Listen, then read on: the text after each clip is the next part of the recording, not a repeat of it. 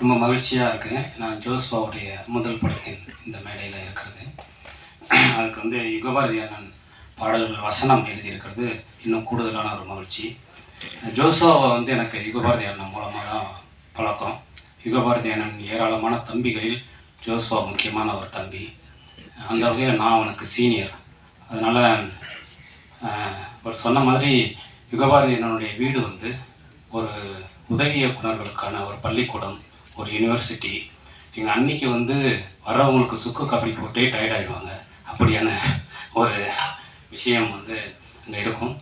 அதில் வந்து என்னென்னா, சினிமாவுக்காக வரக்கூடிய உதவி இயக்குநர்களுக்கு ரொம்ப முக்கியமான கற்றலாக நான் நினைக்கிறது வந்து லிட்ரேச்சரும் ட்ராவலும் தான். அப்படி அது கற்றுக்காதவங்க வந்து ரொம்ப முன்னையாக வெளிநாட்டு படங்களை பார்த்து படம் எடுப்பது, அல்லது அது ஒரு எலும்பு கூட தான் இருக்கும். கொஞ்ச நாளைக்கு மேலே அவங்களால அதுக்குள்ளே சர்வைவ் பண்ண முடியாது. பட் இந்த லைஃப்பையும் லிட்ரேச்சரையும் ட்ராவலையும் பொலிட்டிக்கலையும் எடுத்துக்கிறவங்க வந்து ஒரு லாங் டைம் வந்து அவங்களால ஒரு ரைட்டரா, ஒரு டேரக்டரா, ஒரு மண்ணோடு இருக்க முடியும் அப்படின்னு நான் நினைக்கிறேன். அப்படி வந்து உதவி இயக்குநர்களுக்கு வந்து வாசிப்பை, இலக்கியத்தை, அரசியலை அறிமுகப்படுத்தக்கூடிய ஒரு இடமா வந்து யுகபாரதி நான் தொடர்ந்து இருக்கிறது வந்து எனக்கு மகிழ்ச்சியாக இருக்குது. அப்படி அந்த பட்டறையிலிருந்து வந்த ஒரு தம்பி தான் ஜோஸ்வா.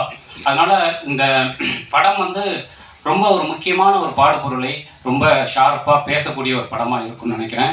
இந்த படம் 20 நாளில் எடுக்கப்பட்ட படம்ங்கிறது எனக்கு இப்போ தான் தெரியும். அது ரொம்ப ஆச்சரியமான விஷயம். ஏன்னா இவ்வளோ அடர்த்தியான ஒரு பொருளை இவ்வளவு குறைந்த நாட்கள் எடுக்கிறதுங்கிறது ரொம்ப முக்கியமாக இருக்குது. இந்த படத்துக்கு வந்து ஜோஸ்வா ஆரம்பத்தில் இந்த படம் கமிட் ஆன டைமில் அவன் என்கிட்ட சொன்ன பேர் வந்து வேறு பேர். அதுக்கப்புறம் வேற ஒரு படத்திற்கு அந்த பேர் போனதுனால இந்த டைட்டில் வந்து அதுக்கப்புறம் அவன் செலக்ட் பண்ணி வச்சான். பட் அந்த பேரை விட இந்த பேர் ரொம்ப பொருத்தமாக இருக்குது. சில நேரங்களில் சில விஷயங்கள் நமக்குன்னே அமையும். அந்த மாதிரி இந்த ஜென்டில் உமன் அப்படிங்கிறது, ஏன்னா இந்த பெயர்லேயே வந்து ரொம்ப அற்புதமான ஒரு விஷயம் இருக்குது.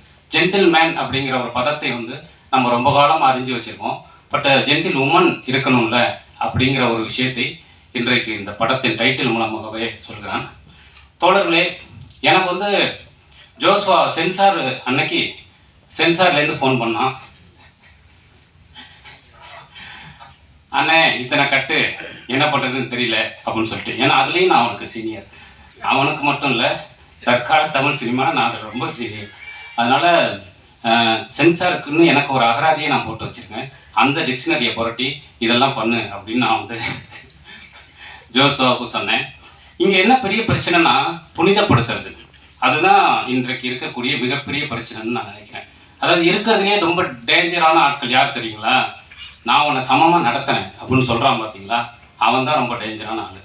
என் பொண்டாட்டி நான் சமமாக தானே நடத்தினேன் அப்படின்னு சொல்கிறவன், நான் சாதியே பார்க்குறது இல்லைங்க அப்படின்னு சொல்கிறவன், நான் எங்கள் வீட்டில் எல்லாரையும் அலோவ் பண்ணுவேனே அப்படின்னு சொல்கிறவன், அவன் தான் ரொம்ப டேஞ்சரான ஆள். நீ யாரா அதை பண்ணுறதுக்கு அப்படிங்கிறது தான் கேள்வி.